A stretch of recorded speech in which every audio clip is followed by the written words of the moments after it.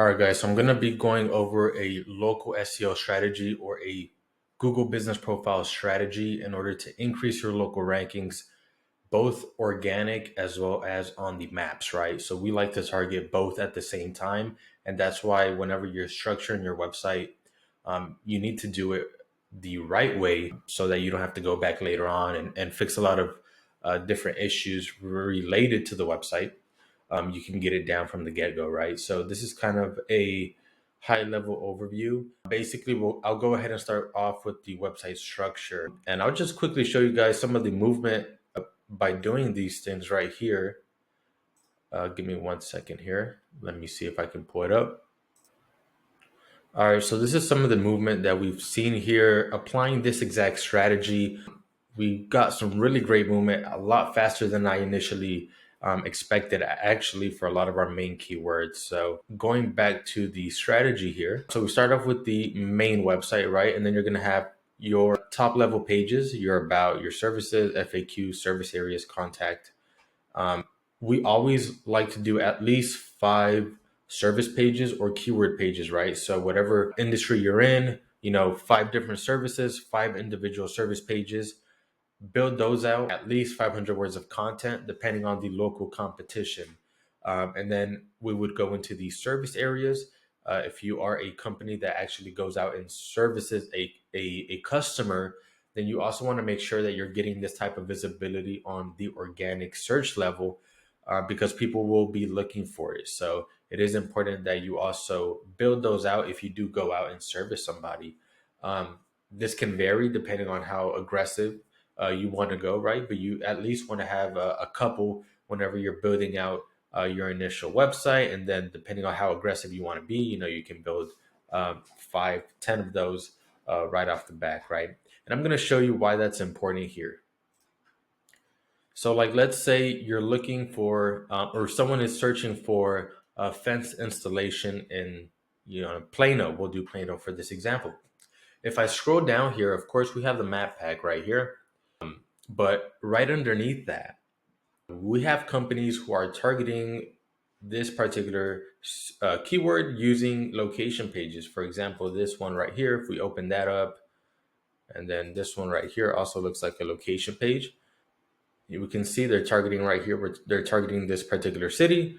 And if we take a look at the URL, they also have the city here and then their keyword, which I do the URL structure a little bit different.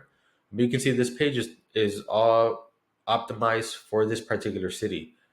And if we scroll down, we can see this business is not even located here, right? They're located in Aubrey, which is in another nearby city. But if they didn't have this page, right, they would not be showing up for this particular keyword.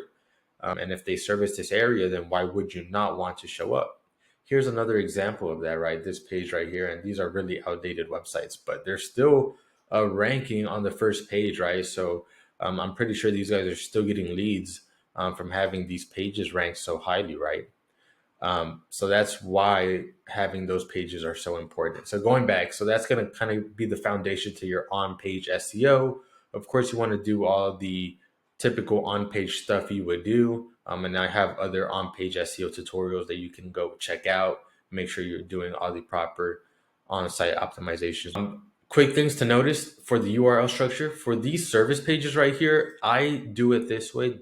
Doesn't mean it's the only way to do it, but this is how I found works best for ranking organically. And I think it also helps boost up on the map side of things as well.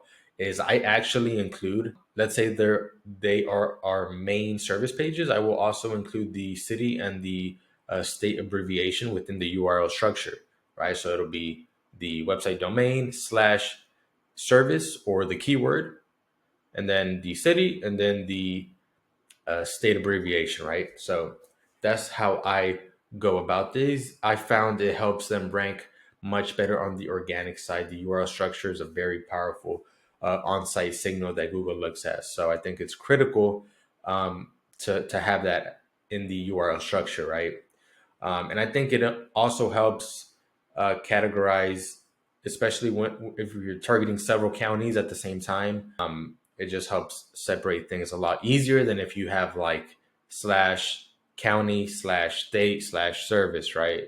It just makes a lot of unnecessary additional folders that we do not need, right? We want to have our keyword as close to our domain as possible. And then for these service area pages or location pages, city pages, I do the exact same thing, right? Domain slash the keyword plus the city plus the state, right? So instead of how they did it here, I would probably do fence repair, Plano, Texas, right? That would be the URL structure for me. Or fence company, Plano, Texas, right? That is what I would do in that scenario. And then each one of these service pages here should link once to the money website or the homepage, and then another time to your Google business profile or your GMB. You can use the share link or the URL link, but you definitely want to make sure each one of these pages links to your homepage and then also to the Google business profile using a exact anchor text. So if you want to rank for fence repairs, make sure you use fence repairs as the anchor text that is linking or a variation of that to the homepage and then also to the Google business profile. So that kind of takes care of the actual website and the website structure. And then we would move into the backlink side of things. In terms of the backlinks, these right here is more than enough to get you going on the link building side of things.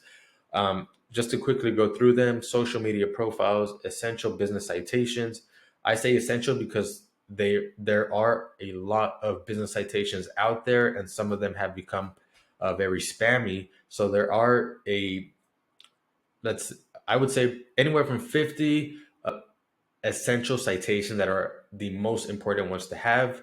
And then you would go into the paid niche and geo citation. And I can talk more about that in a later video, but basically just finding premium business directories in your local area or a business directory that's related to your niche or your industry. Then we would do Web 2.0 profiles, and then lastly, a press release. These are kind of all the ones you need to really get going. It's not really anything crazy, especially if you're just getting started. Just to go through some of the essential citations, you guys can take a screenshot of this, but you got some like Easy Local, you got Manta, BBB, Nextdoor, Hot Frog, City Squares, Angie, Merchant Circle, Hot Frog. A lot of these are going to be some of the essential citations you want to build out. I do not recommend doing anything automated. I would try to build these out manually, or if you need to hire a VA or hire someone that manually builds these out, you're going to get a much higher indexing rate, which is very important because citations are having a hard time to index right now. Next thing, social media profiles. These are some of the social media profiles, of course, besides your Facebook, your TikTok, Twitter, your YouTube, right? You want to make sure you have your essential social media profiles, which any business should have. Then you also have like about.me, you got Pinterest, Quora, LinkedIn, Reddit, SoundCloud, Medium, Vimeo, Tumblr, right? These are all additional social media profiles that you can create free profiles on and then link back to your actual Web 2.0 profiles. Let me see if I can show you guys some of those. Web 2.0 profiles, these are a handful of them. You got Tumblr, you got Telegraph, Medium, you got Blogspot, Just Paste, you got WordPress, right? Evernote, all of these you can create free Web 2.0 profiles on. You can optimize it, fill it out completely, business information about your company, link back to your website, and then also link back to the Google My Business in a article once you post it, right? And you can do a lot more advanced stuff with these, but this is just to get you guys going in the first month. And then lastly, it would be a press release, right? Press release are on the more expensive side of things. The most cost-effective way to do it is to use ChatGPT to write out your actual press release and then go on somewhere like Legit for a distribution service and have them just distribute it for you, but just using ChatGPT to write it yourself, or else you're looking at anywhere from $100 to $200 per press release. And with that, you want to make sure you're linking to the Google Business Profile website if you have one, and a social media profile. One that's very popular is Yelp, or any other authoritative branded Web 2.0 profile that you have. You can also use that. So That's kind of an overview um, on how we used to rank for our clients. Let me know if you do have any questions. If you want to get an SEO audit, just visit our website and fill out the form. But hopefully that was helpful. See you guys in the next one.